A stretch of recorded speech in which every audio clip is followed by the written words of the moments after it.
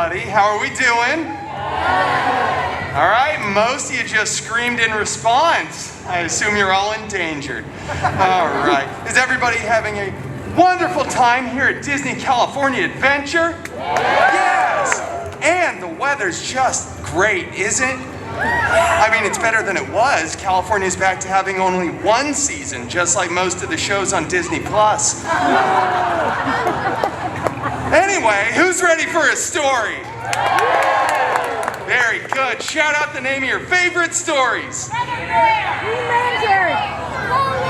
Deadpool and Friends. That's great. Most everybody else yelled at the same time, and I couldn't pick any of it out. So we're just going to do what's scheduled. This next story is a personal favorite. This story is full of action. There we go. This is an interactive show, people. Come on. Romance. And Disney already has the rights to it, so we won't be sued. Right? That's good news for us. This story is Beauty Pool. And the Wolverbeast. Okay, there was obviously way louder applause for that second part. I don't even know if I should do this anymore.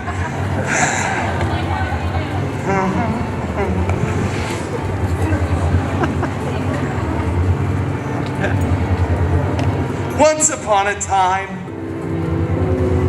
you know, that just doesn't feel right when I do it with myself.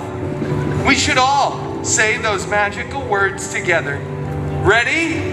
Once upon a time. I said together. We were way off. Mostly this section messed it up. It's fine. I was walking along, captivated by my favorite book, the autobiography of Ryan Reynolds, when suddenly I heard the galloping of my father's horse, Philippe. Yeah, remember when I said interactive? There we go, people. It's a Disney thing. You see, my father had left for the fair earlier that day, and now, here was his horse. My father no longer in the saddle. Wow, like 7 other people were surprised.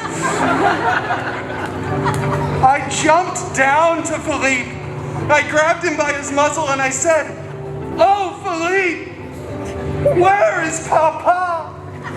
Is he in some kind of trouble?" I asked the horse this like he was some sort of television horse who could understand and respond in English. But he wasn't, he's a horse. So I mounted Philippe and I shouted, "Away to Papa, quickly!" And away we galloped. There we go. Thank you. Thank you. And then we slowed down. Okay, good. All right. We went deep into the dark forest. It was dark. It was scary. It was like going to a Waffle House at 3 a.m. on a Tuesday. Suddenly we came upon a clearing, and out of the mist arose an enchanted mansion. Professor Xavier's School for Gifted Youngsters. I dismounted Philippe and sent him on his way. Oh, I get it, he's galloping away. I didn't think about that part. Anyway, I knew who lived here.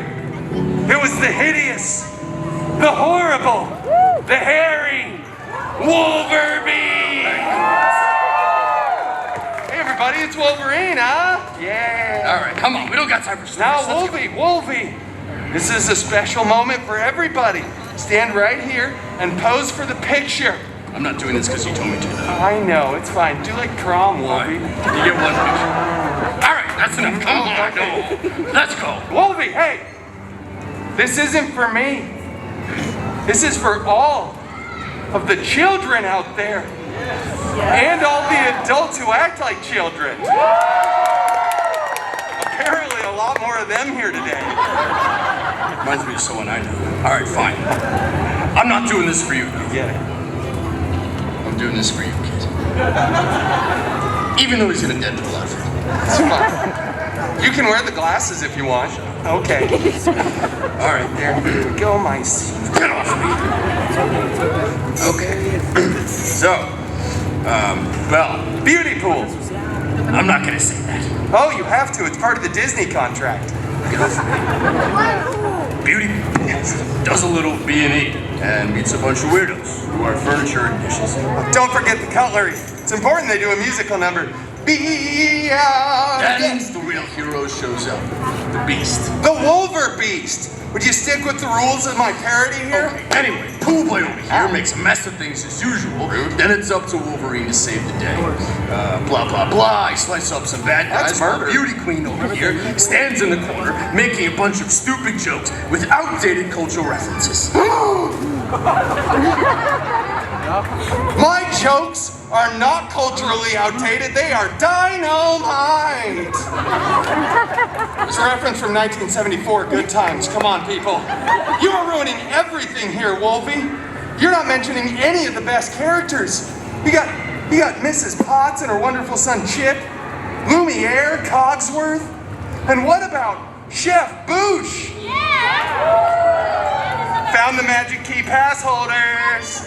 Yeah, Chef Boosh is the stove. Yeah, it's a deep cut for them. Wolvie, honestly, I expected a few bars of Tale as Old as Time. Hey, I said no musical theater. Boy, that's a pity. If you were a showman, you'd be the greatest.